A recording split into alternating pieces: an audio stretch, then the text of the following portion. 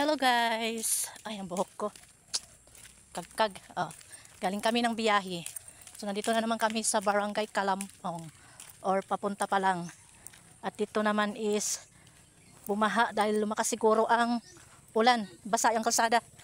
Yan o. Basa ang kalsada. At ito yung mga kasamahan namin. Yan. Madulas ang kalsada. Hinay-hinay lang kayo. Ito kasama ko na naman si Sister Jeneline upang umattend ng Bible study. So pangalawang beses na niya. Tingnan nyo guys, kapag hindi kayo magdahan-dahan sa paglakad dahil malumot ang dalan, talagang madudulas kayo. Buti na lang at merong mga bato-bato na kapag sa tsinelas natin. Yan, katsinilas lang po tayo. So maghinay-hinay kami sa pagbaktas. Ay, nandito si Brother Sherwin sa likod namin. Medyo malayo pa siya. At nauna na sila pastor doon. Kasama si someone ang pumapag-ibig. Kakahingal. Hindi na natin kayang magbaktas kahit hindi pasag ka. Patag-patag lang to . Lakas siguro ng ulan dito. Dahil doon sa may tulay, parang baha yung dagat.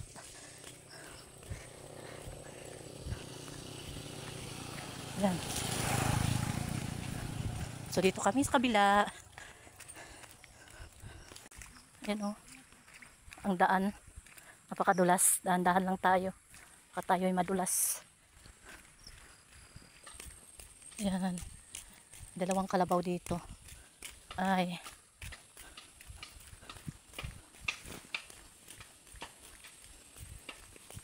So guys, nakikita nyo yan, o ano man ito hiya.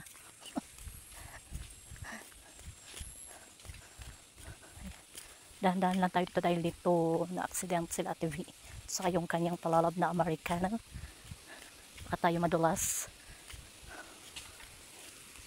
Yan. Dito na tayo sa banda ng may kawayan. Puro may nangunguha. Dulas.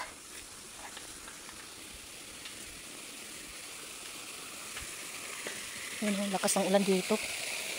Kanina. Yan si tatay nangunguha ng kawayan. Ingat ka tay. Madulas.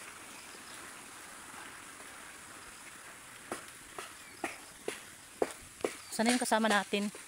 Wala pa. Si Brother Sherwin. So medyo malayo na rin ang aming nabaktas. At yan siya ay pigil na sa kanyang nararamdaman.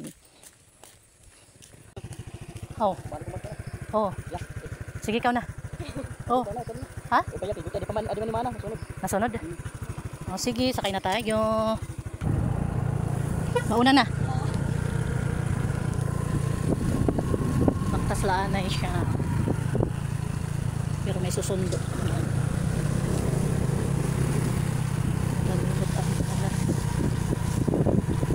So siguro oran dito okay. Bumahaan ko dito tubig may tulay. Ito na ikuan. Kuya Sherwin narayo pa dito. Kuya Sherwin na latoy katua rayo pa.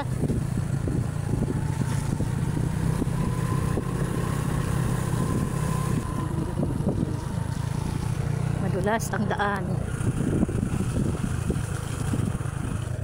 Hinay na lang.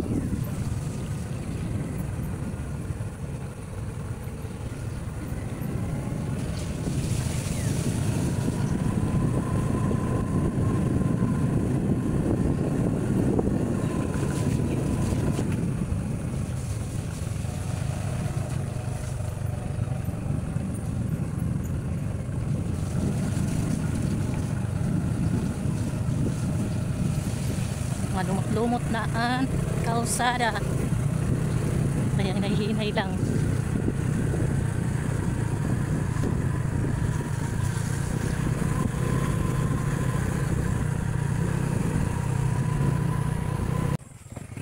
So yun, babalik pa siya dahil may isa pang hindi nakuha.